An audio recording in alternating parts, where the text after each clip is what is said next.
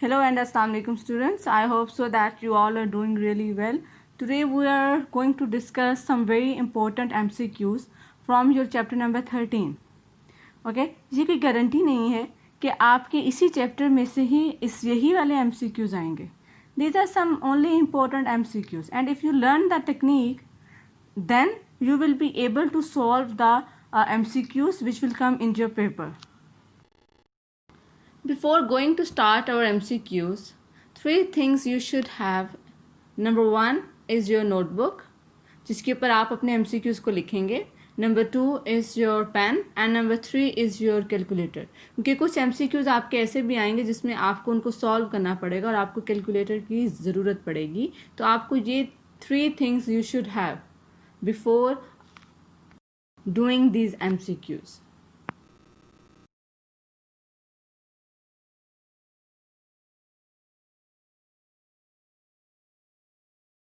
Question number 1 says that if 1 ampere current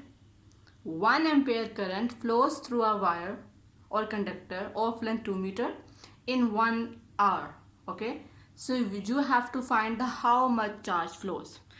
अब आपको ये बात पता है कि टाइम का जो ऐसा यूनिट है वो आर नहीं है, वो क्या है, सेकेंड. तो फर्स्ट सबसे पहले जो आपने काम करना है वो ये करना है कि आपने आर को किस में कन्वर्ट करना है, सेकेंड में. जैसे आप आर को सेकंड में कन्वर्ट करेंगे तो आपका ये आंसर आ गया. Now I want to find what Q. अब हमारे पास करंट की, क्यू की और टी की एक ही इक्वेशन है and that equation is I is equal to Q by T. I know T and I want to find q. So what I will do, I will isolate the q and I and t will be multiplied. So I is what, 1 and time is what, 3600 seconds. So your q will be what, your q will be 3600 coulombs. It means your correct option is option D.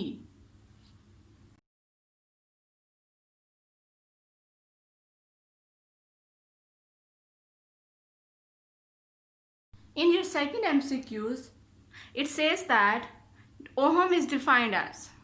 आप ये बताएं कि आप ohm को कैसे define कर सकते हैं. और नीचे कुछ आपके पास ऑप्शंस हैं, कूलम पर वोल्ट, वोल्ट पर coulomb, volt per ampere and volt multiply by ampere. It means कि वो यूनिट्स की फॉर्म में आपसे पूछ रहा है. तो आपको बेसिकली सिंपल ओहम का क्या बताना है, यूनिट बताना है कि आप कैसे ओहम को डिफाइन कर सकते हैं with the help of units. So it is very clear from the explanation that ohm is defined as volt per ampere and that is your option number C. So your second MCQ answer is C.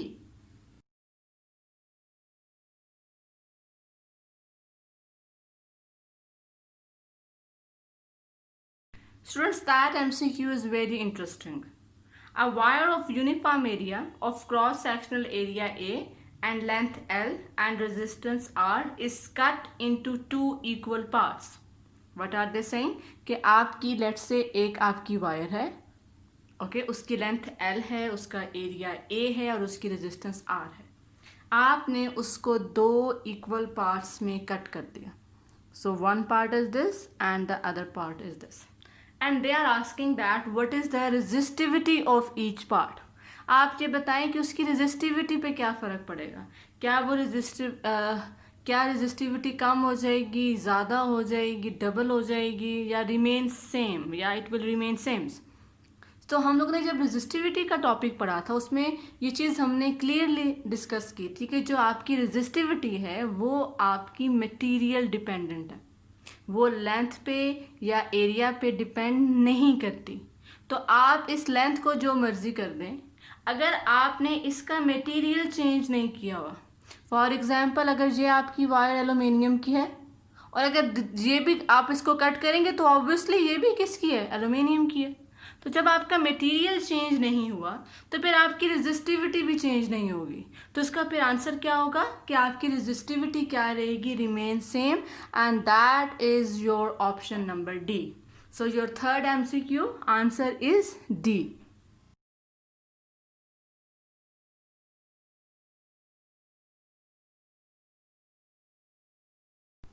In question number 4, The graphical representation of Ohm's law is that how can we represent graphically an Ohm's law? Is it your graph would be straight line, hyperbola, parabola or all of this? ये चीज़ आप discuss कर चुके हैं. जब भी दो quantities एक दूसरे के डायरेक्टली प्रोपोर्शनल होती हैं तो उनका जो ग्राफ होता है वो हमेशा क्या होता है, स्ट्रेट लाइन. और आपका ओहम्स लॉ क्या है कि जो आपका करंट है और जो पोटेंशियल है वो एक दूसरे के क्या हैं, डायरेक्टली प्रोपोर्शनल. जब भी आपकी दो क्वांटिटीज़ एक दूसरे के डायरेक्टली प्रोपोर्शनल होती हैं तो उनके बीच में जो आपका ग्राफ होता है वो आपका ग्राफ हमेशा हमेशा क्या होता है, straight line. So the correct option is what? That graph is straight line and that is your option number A.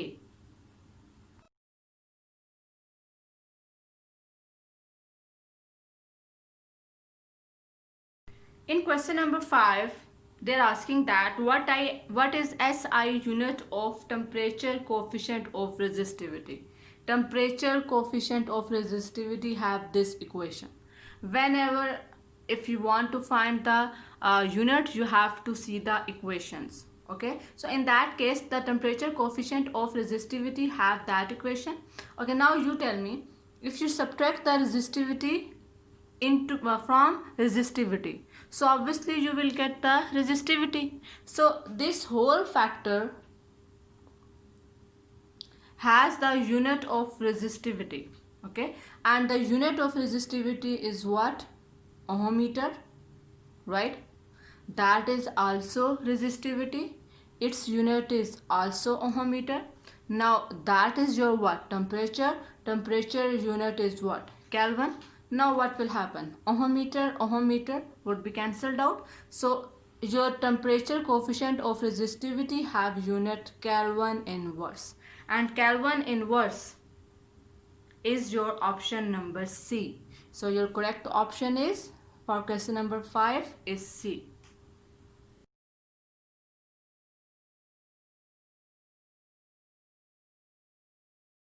Question number 6, that this says that 3 resistors are connected in parallel and you have to find the equivalent resistance. Okay, whenever your resistors are connected parallel, so your equation of equivalent resistance is 1 by R equivalent, 1 by R1 plus 1 by R2 plus 1 by R3. Now R1 is 2, R2 is 3 and R3 is 6. So you will just take the LCM. So your LCM will be 6, 2 3s are 6, so 3 2s are 6, 2 and 6 1s are 6, so 1. 3 plus 2 plus 1, that is 6. So 6 by 6 and that is equal to 1 ohm.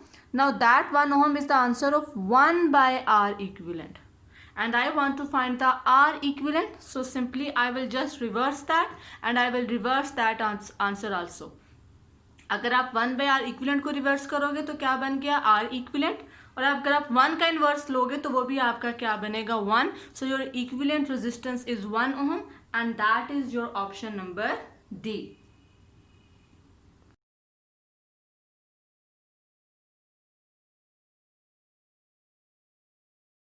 Okay students, in question number 6 they says that we have 3 resistances, 5000 ohm, 500 ohm and 50 ohm, and these 3 resistances are connected in series across the 555 volt main.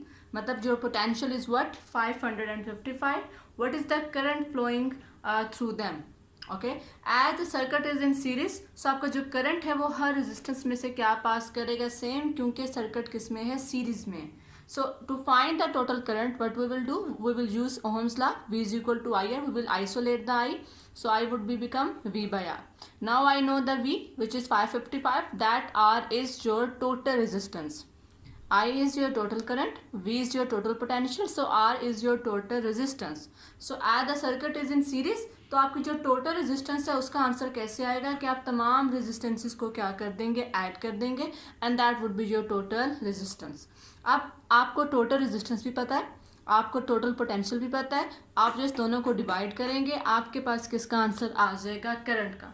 अब ये जो current है ये आपका 0.1 आएगा. But in your MCQs there is milliampere. Your answers, your MCQs options are in milliampere. So you have to convert that into milli. So 0.1, when you will convert it into milli, so your answer will look like 100 milliampere, and that is your option number D. Okay, so question number 7, the correct option is D.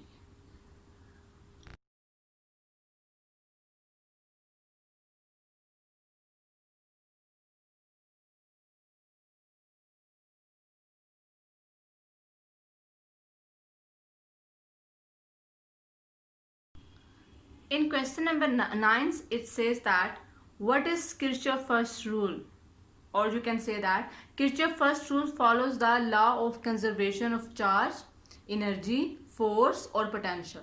अब जो Kirchhoff का first rule था वो that was कि आपको जो net current है किसी भी पॉइंट पे वो कितना है, ज़ीरो. जितना करंट उस पॉइंट पर आ रहा है उतना ही करंट उस पॉइंट से जाना भी है. So basically that follows what, that follows law of conservation of charge, कि आपका चार्ज किसी जगह पे इकट्ठा नहीं हो रहा. ओके आपका चार्ज किसी जगह पे कम नहीं हो रहा. जब आपका चार्ज सर्किट में फ्लो कर रहा होता है तो वो बेसिकली हम उस चार्ज की एनर्जी को यूज़ कर रहे होते हैं, हम चार्ज को यूज़ नहीं कर रहे होते. Charge stage the same. अगर आपके घर में लेट्स से कि 100 चार्जेस आ रहे हैं, ओके तो आपके घर से जब वो जाएंगे तो भी वो चार्जेस कितने होंगे, 100 ही होंगे. द पॉइंट इज ओनली कि आप उन चार्जेस की एनर्जी को क्या कर रहे हैं, यूज कर रहे हैं. तो जो आपका किरचॉफ फर्स्ट रूल है वो किसको फॉलो कर रहा है, law of conservation of energy, and that is your option number A.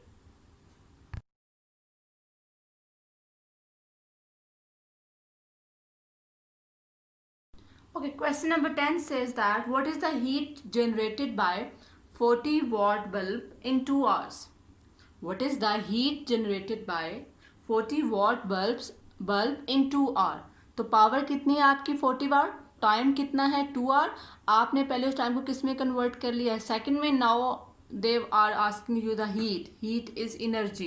So you know the power, you know the time, and how you will find the energy, you will isolate W. So P and T will be multiplied. So your power is what, 40, your time is what, 772 and 000. So you will just multiply these two parameters, 40 and this, and you will get what, you will get that answer. Okay, now in your MCQs the answer is in 10th power. So when you convert it into the 10th power, so your answer will look like 288 into 10 raised to power 3, and that is your option number C. So your 10 MCQ, the correct option is C.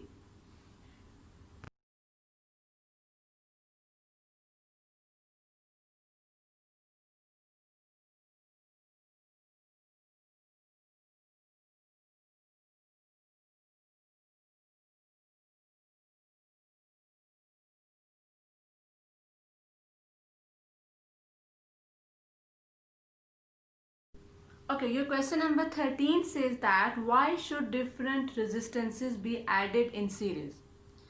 Series में जब भी आप resistance को लगाते हैं तो आपका current same रहता है और आपका वोल्टेज ना कम होता है ना ज़्यादा होता है, बल्कि डिवाइड हो जाता है. You have to make yourself clear about that. जब भी आप सर्किट में सीरीज में रेजिस्टेंस को ऐड करते हैं, ओके तो आपका जो वोल्टेज आपकी बैटरी दे रही है, लेट्स से वो है आपका 45. ओके अगर ये 45 का बैटरी पोटेंशियल दे रही है तो कुछ पोटेंशियल इसके क्रॉस हो जाएगा लॉस, कुछ इसके क्रॉस, तो कुछ इसके क्रॉस. इसका मतलब है आपका जो टोटल वोल्टेज है वो आपका डिवाइड हो गया है इन तीनों रेजिस्टेंसेस के क्रॉस. ओके अगर इसमें ऑप्शन होता कोई और कि अगर आपका करंट सेम रहता है या नहीं, तो ये भी आपको पता होना चाहिए कि जब भी आपके रेजिस्टेंसेस सीरीज में होते हैं तो आपका करंट सेम रहता है. बट इस केस में वो करंट का नहीं पूछ रहे, वो वोल्टेज का पूछ रहे हैं, तो आपका वोल्टेज क्या हो जाता है, divide. So your correct option is what, your correct option is C, कि आपका वोल्टेज डिवाइड हो जाता है जब भी आप रेजिस्टेंस को सीरीज में लगाते हैं. एक चीज और मैं आपको यहाँ पे क्लियर कर देना चाहती हूँ स्टूडेंट्स, जब भी आप सर्किट में रेजिस्टेंस पैरेलल में लगाते हैं तो आपकी सर्किट की इफेक्टिव रेजिस्टेंस कम होती है, क्योंकि अगर आप पैरेलल में रेजिस्टेंसेस को लगा रहे हैं तो ये कुछ इस तरह से उसकी इक्वेशन होती है। ओके, वो आपकी जो रेजिस्टेंस है वो 1 के ऊपर क्या हो रही है, डिवाइड हो रही है। आपका आंसर हमेशा आपकी जो स्टार्ट की जो रेजिस्टेंसेस थी उनसे क्या आएगा, कम आएगा। ओके, आपकी जो टोटल रेजिस्टेंस का आंसर है वो आपकी इंडिविजुअल रेजिस्टेंस के मुकाबले में क्या आएगा, कम आएगा। तो जब भी आप रेजिस्टर्स को सर्किट में पैरेलल लगाते हैं तो सर्किट की इफेक्टिव रेजिस्टेंस कम होती है, और जब भी आप रेजिस्टेंसेस को सीरीज में लगाते हैं तो जो इफेक्टिव रेजिस्टेंस है सर्किट की वो क्या हो जाती है, ज़्यादा, क्योंकि अब सारी रेजिस्टेंसेस आपकी सिंपली क्या हो रही हैं, ऐड हो रही हैं। तो आपको इस चीज़ को आपके जहन में होना चाहिए।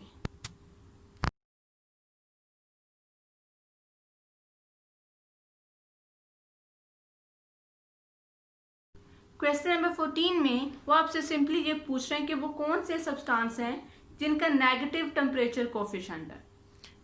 पॉजिटिव टेम्परेचर कोफिशिएंट वो होता है कि आप टेम्परेचर ज़्यादा कर रहे हैं, रेजिस्टेंस ज़्यादा हो रही है। नेगेटिव टेम्परेचर कोफिशिएंट क्या होता है कि आप टेम्परेचर ज़्यादा कर रहे हैं और रेजिस्टेंस कम हो रही है। और ये कौन सी डिवाइसेस होती हैं, ये कौन से मटेरियल्स होते हैं जिनके अंदर आप सेमीकंडक्टर को यूज़ करते हैं। तमाम सेमीकंडक्टर्स का नेगेटिव टेम्परेचर कोफिशिएंट होता है, क्योंकि तमाम सेमीकंडक्टर्स में टेम्परेचर ज़्यादा करने से आपकी रेजिस्टेंस क्या होती है, कम। अब इसमें जो पहला ऑप्शन है जर्मेनियम, वो भी सेमीकंडक्टर है, सिलिकॉन सेमीकंडक्टर है, कार्बन भी। तो आपके पास जो ऑप्शन इससे बच जाता है D option is your what, D option is your all of this. तो इट मींस आपके ये तमाम के तमाम जो मटेरियल हैं इनका जो टेम्परेचर कोफिशिएंट है वो क्या है, नेगेटिव।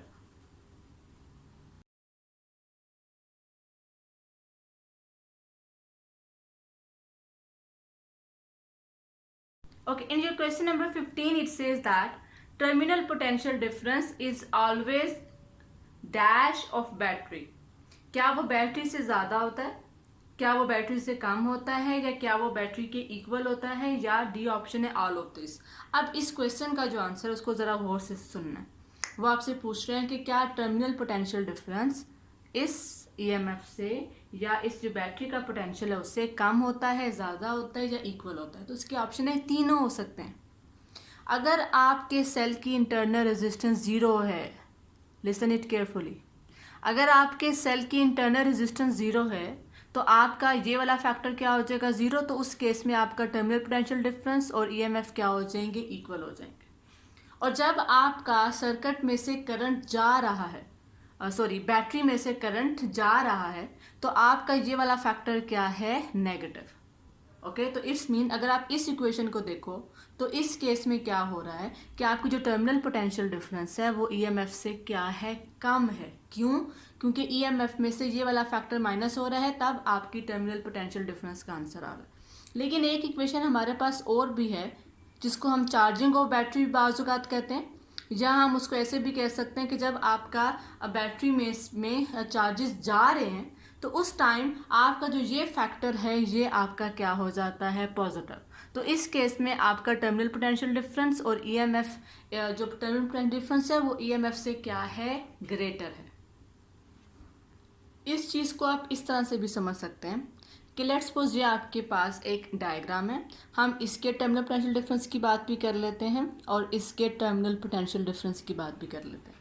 ओके, अगर आप इसको देखोगे तो जहाँ पर आपका जो करंट है वो बैटरी में से निकल रहा है और जहाँ पे करंट बैटरी में एंटर हो रहा है, जिसमें से निकल रहा है उसको हम क्या लेते हैं, नेगेटिव, और जिसमें जा रहा है उसको हम क्या लेते हैं, पॉजिटिव।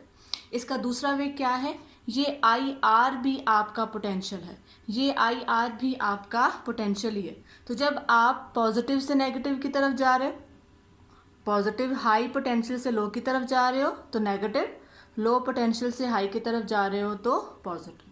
आप इसको इस तरह से भी देख सकते हैं। तो इसका इन शॉर्ट क्वेश्चन नंबर 15 में आपके तीनों पॉसिबिलिटीज़ हैं। आपका टर्मिनल पोटेंशियल डिफरेंस ईएमएफ से ज़्यादा भी हो सकता है, ईएमएफ से ज़्यादा भी हो सकता है, ईएमएफ से कम भी हो सकता है, और ईएमएफ के इक्वल भी हो सकता है अगर आपकी इस इंटरनल रेजिस्टेंस को आप क्या कर दें, 0। सो your correct option is option number D.